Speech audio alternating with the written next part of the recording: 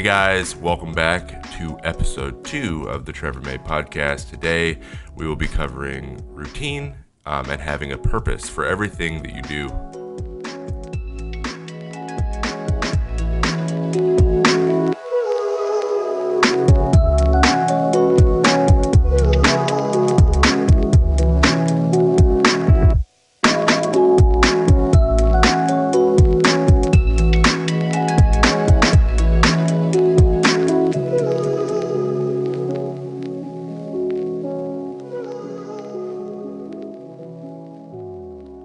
Today, I would like to cover routines, how to determine, what your routine should be, and how to make those things habit, but also kind of the thought process that goes into determining what a routine should be, and starting to develop yourself and develop your game and even your life in general, based on things that you specifically need to do. I'm still working through the process for how I'm going to structure these things. I had a conversation yesterday with Kyle Gibson, who's going to be my first guest on the podcast. After I order, my nice recording portable mic. This microphone isn't necessarily portable. It takes a lot of equipment to get it set up, and we want to do it at the field. So as soon as that mic's here, I'm going to get Gibby on a episode here, and I'm going to start to come up with a format that really I'm able to ask every guest we're on, to kind of start getting insights into what they do that's different than what I do, and kind of give you a better idea of what the thought process is, which is even more valuable, I think, than specific things that every guy does. The way we do these things, you pull a couple things from people that are similar to you, but in the end, the tailored product or the always evolving, routine product that you're trying to put together is yours, and it's for you. So that's kind of exciting for the next few episodes, or in the next few weeks. We're gonna get Kyle on here, and then possibly some other guys from at least the Twins, and hopefully I can start to make a little bit of a network here, and start to get maybe players and personnel from other teams involved in the podcast as well. But without further ado, let's kind of delve into what a routine is, and then how you can determine what a routine is. So when I say routine, I'm specifically talking about something that you do every day, and the time frames don't really matter, but it could be every day, it could be every week. They kind of all something that's done regularly. Okay. And in baseball, because we're there like professional baseball specifically, because we're there every single day, and it's at the front of our mind, baseball, and you have to kind of have your body ready to play every single day, especially like as a relief pitcher or and as a position player, you start to develop certain things that you do that are that get you ready to play, and not only just for that day, but then keeping your body maintained so nothing hurts, so that you can play at a high level and not just play. So these are things I have intimate knowledge with. I've actually been on the DL since August of 2016. This is not something that I am proud of. I've always had a very good physical warm-up, arm care, and body care routine, and different circumstances on the field, I think, started to make that routine not as good for getting me ready to play, which led me to where I am today. But I really got focused on developing my routine when I was in extended spring training. We had a pitching coach named Tom Filer who really wanted to hammer into the younger guys that having a routine when you're throwing off a mound, when you're practicing pitching. And then that kind of bled into when you're practicing, just when you're throwing in general. And so my routine kind of developed around the act of throwing the baseball. And that really got me locked into kind of developing routines in every other facet of my game. I would like to kind of just talk about my purposes. So the overarching theme of this whole episode is do things on purpose. Have a reason for why you are doing them. And in order to determine what those reasons are, every time you're on a field or listening to someone talk about, arm care, or talk about like throwing their routines, start to make connections on how maybe doing or not doing what they're saying will affect you. And that's called learning yourself. So you learn yourself, and as you learn yourself, you start to have reasons for the things that you do. Always have a reason for the things that you do. Okay? And the best way to kind of develop your reasons and to be clear in your mind of why you're doing things is to literally ask yourself the question all the time, why am I doing this? Is this accomplishing what I want it to accomplish? Okay, so you ask yourself, why am I doing this? And then you look at, is the act of whatever you're doing accomplishing what you're trying to accomplish?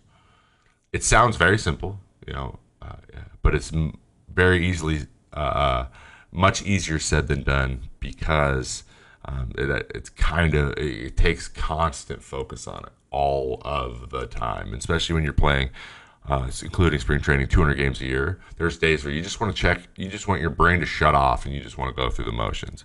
I know you've heard that before too, going through the motions. That is literally basically saying you're doing something without a purpose.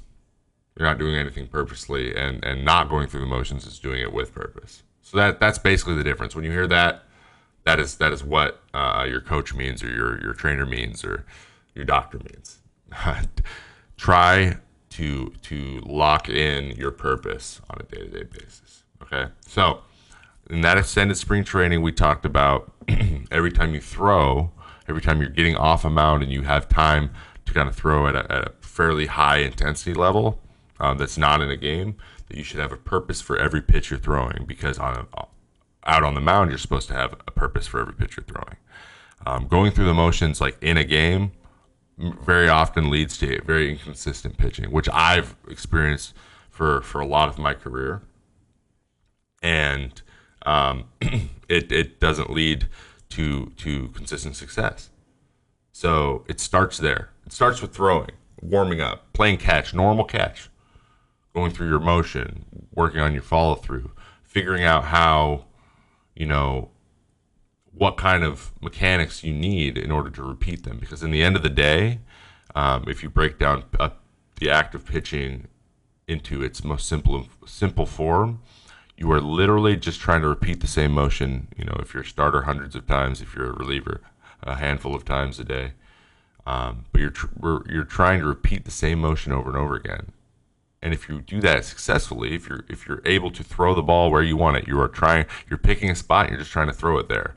So if you repeat your motion, you have a best chance to do those things. So that translating that into a bullpen session is very, very important. And it starts with intent, your purpose, your pitch purpose.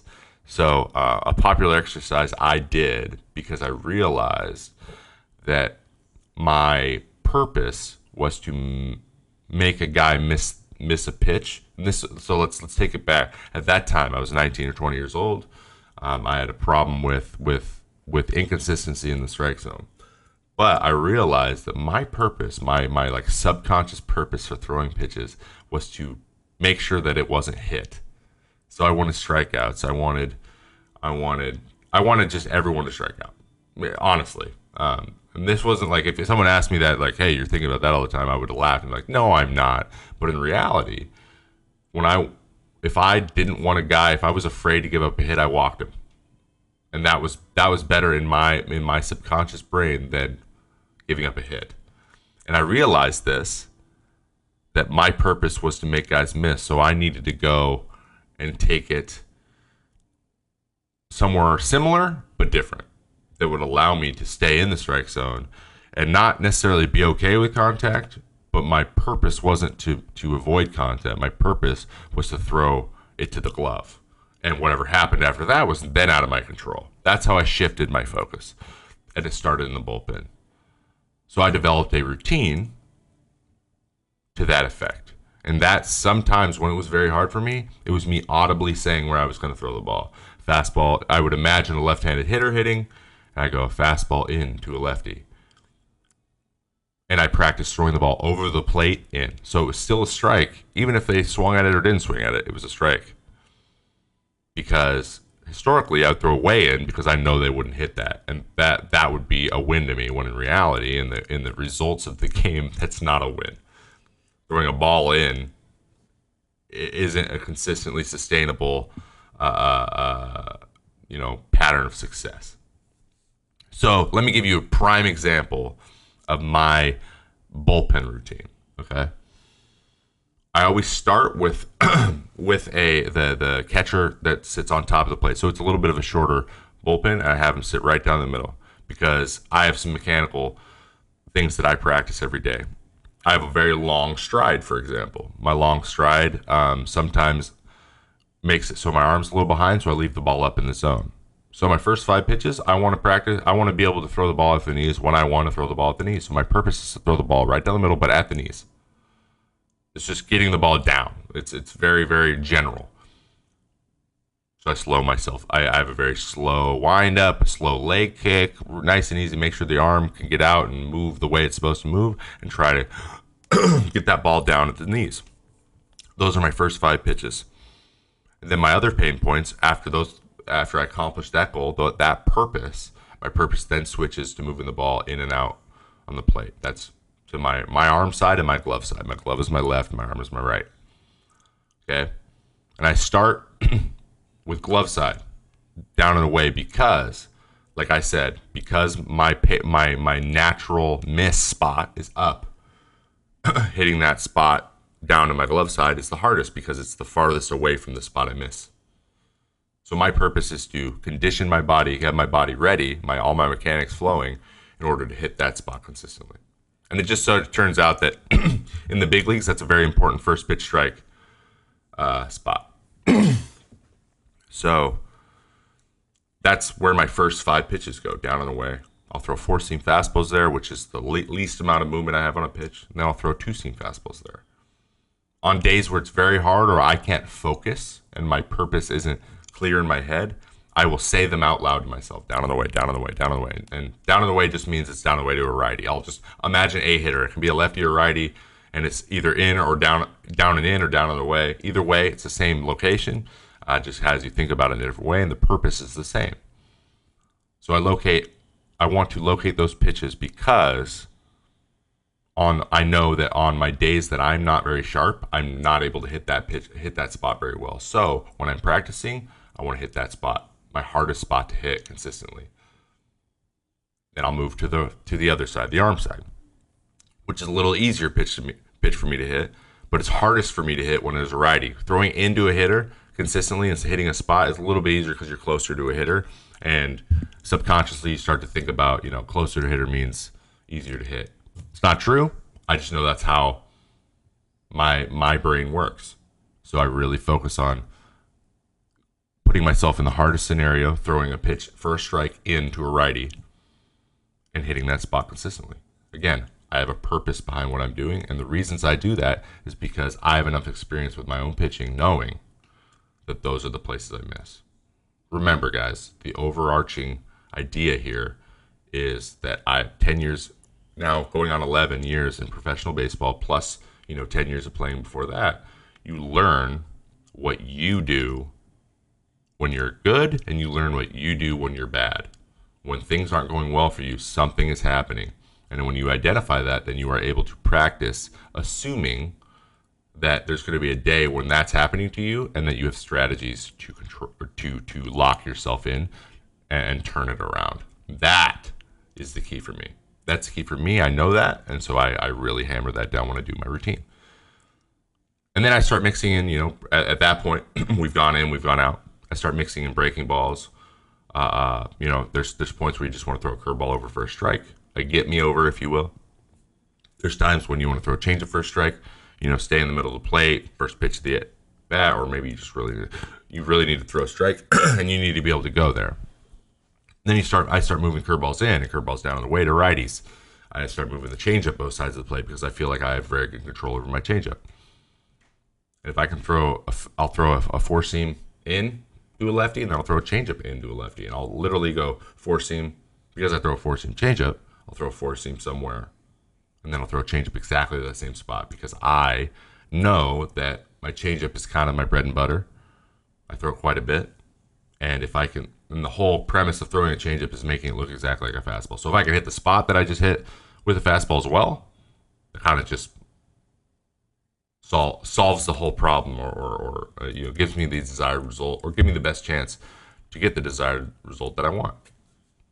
And that is my thought process for developing that routine.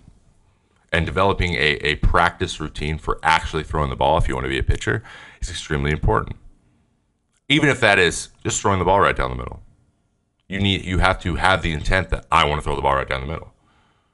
Will that lead to like actual results on the field? Probably not. Throwing the ball right down the middle probably isn't your best bet. Moving the ball around, depending on your age and where you are in your journey, baseball journey here. But if you start to think in a more advanced way, you start to think that I want to move the ball around. If you want to think that I want to throw this here because either it's hardest for you or it's easiest for you, or that you get the most success when you do that, those are all purposes. Those are all reasons for why you want to do that thing. That's the thing. Learning the reasons that you do stuff. And as a young kid, I wish I would have known. I wish I would have thought it in this very simple way, that the first thing is coming up with a reason, and then you start to develop your strategies based on your reasons, and just rinse and repeat everything you do. So that's kind of what I do on the mound. By the way, at the end, and this is just like kind of a little bonus, at the very end of my bullpen, when I'm practicing the bullpen, and even when I'm getting ready to go into a game and I'm starting or I'm coming into relief, I'll throw to a hitter as a reliever, or I'll throw three hitters as a starter. And I'll just start to really put myself into the framework of I'm about to pitch to an actual hitter. There's going to be someone standing there, so let me put my brain in that scenario. So I'll say there's a lefty up, there's a righty up, and I'll know the team I'm playing, so I'll put a lefty that I know that's in their lineup, or I'll put a righty that's in their lineup, and I'll kind of go through some of the pitches that I might throw in a situation to them, and we'll keep the count, and we'll try to go and in my mind simulate it in my mind, visualize myself actually pitching to that person. That has you throw an inning before you actually go into the game, and again, has you lock in that thought process of I have a purpose behind my game plan here, and I'm going to execute my game plan, and then I'm going to rinse and repeat over and over and over and over and over and over and over and over and over again. And that, in terms of routine, is I think a winning solution. It's just, and at that point, it's just about going out and doing it, and that's why I'm so excited to come off the DL, because I think that a lot of practice I put into developing these routines and developing my thought process, if I can do it well, I think that I will be successful over a long period of time. When injuries are gone, I'm excited to get there. So, but then now let me talk about how routine plays into the other side of playing. So we've gone over what actually is happening out on a mound. Now we can talk about how having the same thought process, the same very easy step-by-step process or step-by-step system for determining what we need off of the field. Let's talk about in the training room. Every day, I have a very specific routine that I do for my arm based on whether or not I'm going to throw off the mound that day or not in a game or in a bullpen, because most of your energy, I think, should be used for throwing off the mound, because that is where you make or break your career. So it doesn't really matter what you do off the field if you're not really successful on the mound, right? So I'll do a little bit lighter arm stuff. I'll do a little bit lighter leg work, and I won't ever work out before a bullpen or anything, because I want all my energy devoted to be able to achieve or execute the first routine that we talked about. Execute the things the purposes that I've developed for myself. So, that'll change my daily routine, but let's just talk about like what I would do over a 5-day routine. I think that's interesting. I think a lot of you guys would be interested in that. So on the day that I pitch, I come in, I do some soft tissue, quote unquote, which reality is like foam rolling your legs or using, kind of those handheld like hammer massagers or whatever it is to kind of loosen up all the muscles in your body. You also can mix in the hot tub with that to kind of warm everything up and then start to move everything around. So it's all about like going from being stationary to moving, right? That's very basic. Pretty much everyone does some variation of that, stretching, right? So it's all about stretching with making sure. I'm a guy with like I've had a back issue in the past. A lot of that stems from tight hamstrings, and tight hips, and even a little bit of tight, muscles around my spine. So loosening those things up is a priority for me. So in terms of stretching and things, that's where I hit. Okay. Then I go into an arm care routine that is mostly for warming up. So there's a series of exercises I do called Kibblers that the Phillies kind of is kind of their organizational thing that I learned when I was with them. Then I'll do something called sleeper stretch, which basically you just lay down and you internally rotate your shoulder, which just stretches out the back of your shoulder. Do some soft tissue maybe on the forearm and around the elbow, especially now because I had surgery and things get tied in there as well.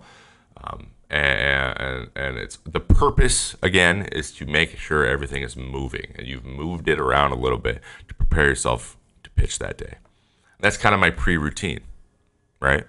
And then I warm my brain up. I have a 5 to 10 minute meditation routine that I'll go and I'll sit quietly in my locker, close my eyes and shift my focus around my body, around my locker, around my sounds I hear, around things I feel, like temperature changes in the room. Just kind of conditioning your brain to be able to like focus on something and then move when it needs to move. And that kind of just warms up the idea that if I lose sight, my brain in a game goes to, oh no, guy hit a double off me, I don't want to give up another double. I am now no longer focused on my purpose. I'm focused on results. I'm worried, right? And I need to be able to take my focus back on to what pitch do I want to throw and why, and executing that pitch. That is the only thing that matters. And it's very hard to do when there's people cheering and there's, Mega Cabrera hitting and there's people on base and you got to go out of the stretch now, out of the windup. There's so many things to worry about. Staying in control and making sure that your brain is where it needs to be. That is why I do that exercise before, because I want my brain to be ready to do that in a game and not forget. And it's easier said than done, like I always say. So that's part of my routine on a pitch day, which is it's actually a daily routine. I'll do it before I go to the field most days, but on those days I do it a little bit closer to throwing in a game because I think the value is greater there.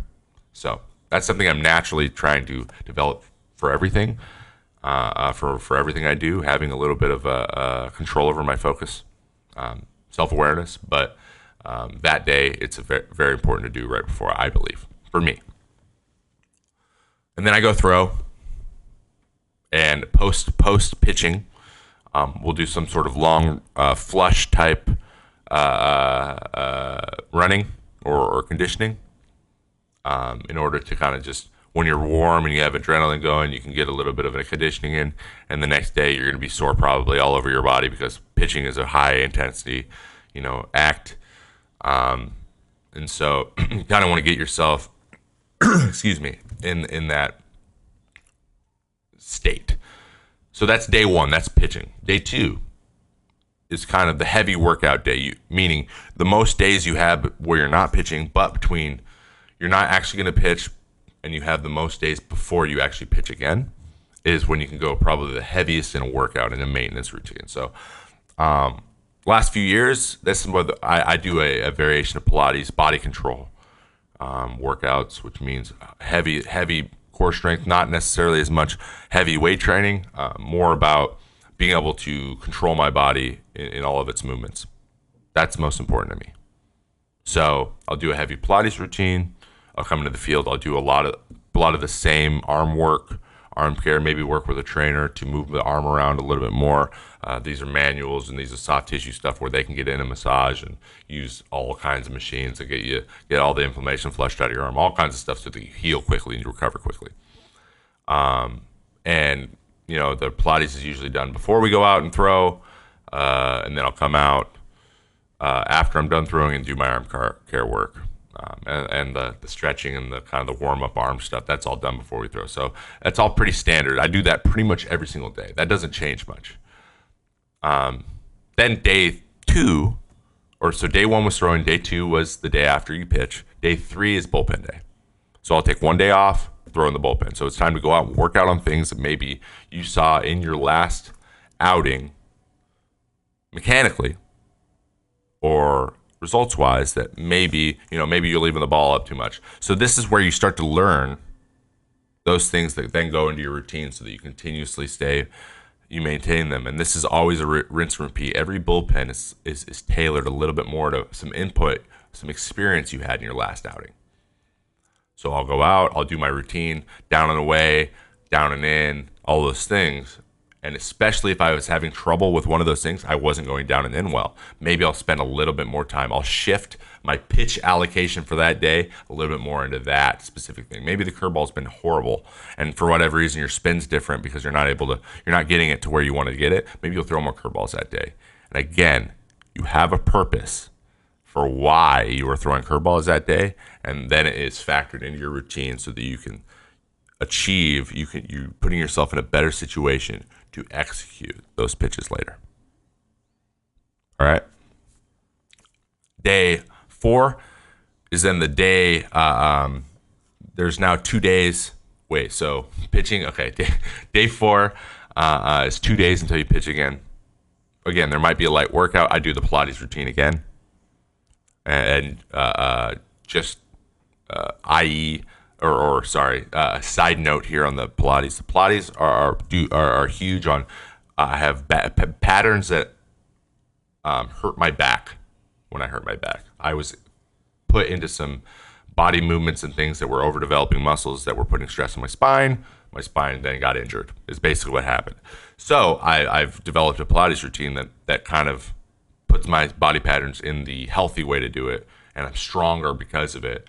And it makes it so all the back stress kind of went away. So that's why I do this very consistently. And it's kind of a pretty high intensity workout too. So I kind of kill 2 birds with 1 stone there. So I do the Pilates routine again. It lines me up. I'm back in the body patterns. I'm moving in the way that I want to move. That's great. I'll throw a little bit longer that day. That's a good long toss day for me. I'll get out to 200 feet because I've thrown the bullpen. My arm's a little tired. And working within being maybe a little bit sore, maybe a little bit tired that day will allow you to kind of really, really, really have to hard focus on what you're trying to accomplish when you're throwing the ball. So playing catch, I'm stretching out the arm, I'm pushing out any inflammation from my bullpen. It's health, and then it overall arm health, and it maintains my arm strength. And then the 5th day, the day before I pitch, I play very light catch, if any catch at all. I do a very light Pilates like line routine where it's very low intensity and very high like relaxation, feeling yourself, having some self-awareness on what feels good, what feels bad, and getting that stuff kind of figured out. And then next day is day 1, and we're out there pitching again. And I know that's all very general. It's not as specific as I probably could get. I could put like charts and stuff on the internet for you, but the theme, guys, and I've said it several times now, is developing through experience. Be like, okay, why am I doing this thing? Like I noticed that I do, for example, I said earlier, I throw the ball up a lot. That actually gets me swings and misses, and that's something that I want to do it on purpose. I don't want to do it on accident. So I throw the ball up, right? What contributes to me throwing? And there's lots of factors that do. I have a long stride, which then makes my arm a little late sometimes, which leaves the ball up. I have a long stride, which actually lowers my whole body when I'm releasing the ball, which then makes me be under the ball, which makes me leave it up a lot, right? Sometimes I'm okay with throwing high because I've done it the whole time, and I'm not forcing the ball down, mentally with my focus. That'll also leave the ball. There's a bunch of things that factor in, but I know that, and I've developed strategies. I developed a purpose in my routine that allow me to notice and then make adjustments. You may have heard somewhere, this is a game of adjustments. Well, there you go. It's about developing your purpose, and it's about developing your routines and your strategies in order to achieve that purpose. All right, so there's a little bit of my bullpen routine, and there's a little bit of my 5-day routine. And I kind of wanted to really touch on how these things change, or how this would apply to someone who's, for example, like in Little League or in Babe Ruth, and then how someone's like going to travel ball, because your guys' schedules are different. So here's the main tenets specifically, like routine wise, that you can work on that are universal, that maybe like the daily routine of foam rolling and stretching and all this stuff isn't something that you need per se. But when it comes to throwing the baseball, always throw the ball with purpose. Playing catch with your buddy, in the sandlot down the street or in your yard. If you're at the field with your team practicing, always throw the ball with purpose and make it a game. Say, I want to throw the ball to the logo on the left side of his chest. I want to throw the ball at his hip. I want to throw the ball left side of his hip, and see what you can do. That's a great way to start really thinking in that way. And if you're a young guy and you're able to condition yourself to do that because you want to play baseball for a long time, and you maybe someday want to go to the big leagues, that'll just inherently give you a leg up. Okay? And let me talk a little bit, and I've been requested quite a bit about, what do I think about long toss, what do I think about weighted ball programs.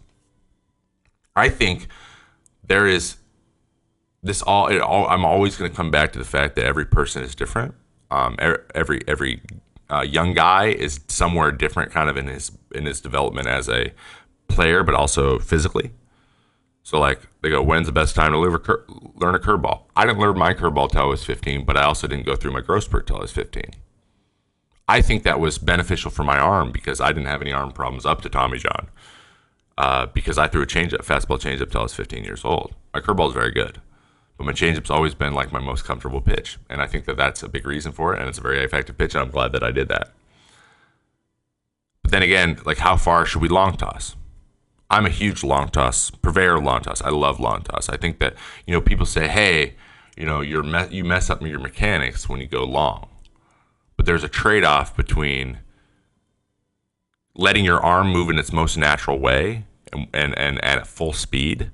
So like what when you're playing long toss and you're throwing long, you do what's most comfortable for your arm to get the ball there, and you develop the backspin, the carry on the ball, or the movement on your ball. So if you throw sinkers and you want it to run like really a lot, right? You can definitely see it in long toss. Those are all extremely valuable, even if you're outside of your pitching mechanics per se, because you're crow hopping or you're throwing like an outfielder or whatever it is. And I think that's extremely beneficial than maybe losing something mechanically, because again, I've developed a routine where I can feel things mechanically that I can make pitch by pitch adjustments.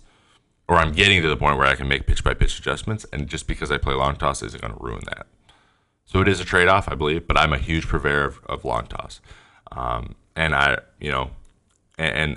you got to just listen to your arm. If you're sore, meaning like you're like, ooh, I'm a little achy all over, or you're tight, I believe that long toss is extremely valuable when you're tight, meaning there's no point, you don't feel like your arm's fluid, but you're not in pain. A great way to work through that is to play a little bit of long toss. And that doesn't mean throw to 350 feet, guys. That means whatever long to you is. If you're 12, that might be 150 feet, or that might be even less. That might be 120 feet. That might be long toss. For me, it's 200 plus. Okay. That is where I feel like I'm getting good carry on the ball, and I'm putting a little bit of effort into it. But I highly recommend developing a long toss routine. If you're interested in that stuff, when I was younger, I read a lot of Tom House's literature on long toss, the Jaeger guys, and they have all these programs and things you can look into. But I would highly recommend you take in as much information as you can, and then start to make decisions and take bits and pieces and just try stuff. Right? Learn. You might. Like a lot of the stuff that Jaeger does, or that Driveline does, or that a lot of these programs do, but maybe all of it isn't for you. And I know that they would tell you the same thing, but I would say look into it and try to learn as much as you can. Watch the videos and just be interested in it. Be thoughtful, and really think about how what they're doing would then translate to who you are physically, mentally, and where you are in your body development. So if you're young, I'd say go based on how, like, your growth spurt, or how close you are to where you think you're going to be size wise. Okay, so if you're 12 and you're 5'4", but you're going to end up being 6'1", you're about to grow a lot, and things are going to change a lot for you then. So I wouldn't put so much stock into like having to learn all your mechanics now, because things are just going to change when your body just changes a bunch, right? There's nothing you can do about it. But if you're 18 years old and you're getting pretty close and you're just going to fill out, then a lot of this stuff might be closer to kind of where it's going to be physically, so that you can develop routines that aren't going to change too horribly much as you progress through baseball. So just remember, just try to take that approach. Learn yourself. Once you have some ideas of what could work for you and things you'd like to try, have a reason for it, and then develop a routine based on that. It really is that simple. If you can think about it simply in that way, I think that you'll find yourself kind of really enjoying the whole process of playing, and you'll see progress in ways that it's just, there's something to be said with being clear on what you're trying to do and what you're trying to accomplish, and having kind of clear goals and purposes. And then when you start to see progress, it's because you're doing some of the right stuff. And when you're not seeing progress, maybe you need to change something up. I know it's kind of a general episode, but that's kind of where I've gotten to the point. That's kind of the overarching theme that I have kind of through my career, and I think it's going to lead to success in the future. Hopefully, we're looking back at this episode in 3 years and you're like, wow, Trevor's right. I'm historically correct. Things worked out for me, and I believe that's true. I think that if you think in this way, then you're going to find things that work for you. So there it is, guys. There's our episode on routines. As always, if you have additional questions, you have specific things you would like answered, or you'd like to discuss, I do a Twitch stream on Saturdays where we discuss pitching. This Saturday, I believe it is March 3rd. We're going to be discussing pitching and going over some young guys pitching video. If you're interested in that, you just let me know on Twitter. You can let me know in DMs. At TrevMay65. We've talked about a lot of really great stuff there. That's a great place for you to get like specific answers on questions. If there's things you want to hear in this podcast, if there's topics you want covered in general, obviously Twitter is always a great place. You can leave in the comments on the YouTube. IamTrevormay on YouTube. On this podcast episode, I read all of those and I try to reply as much as possible. And don't forget to subscribe, and if you would like to, leave a nice 5-star rating on the iTunes and the Spotify versions of the Trevor May podcast. I'm looking forward to talking to you next week. Hopefully this is the Kyle Gibson episode. Stay tuned on Twitter, obviously, to get more details on exactly what the next episode is going to be about. But I appreciate you taking the time to listen to the podcast today, and I will see you next week.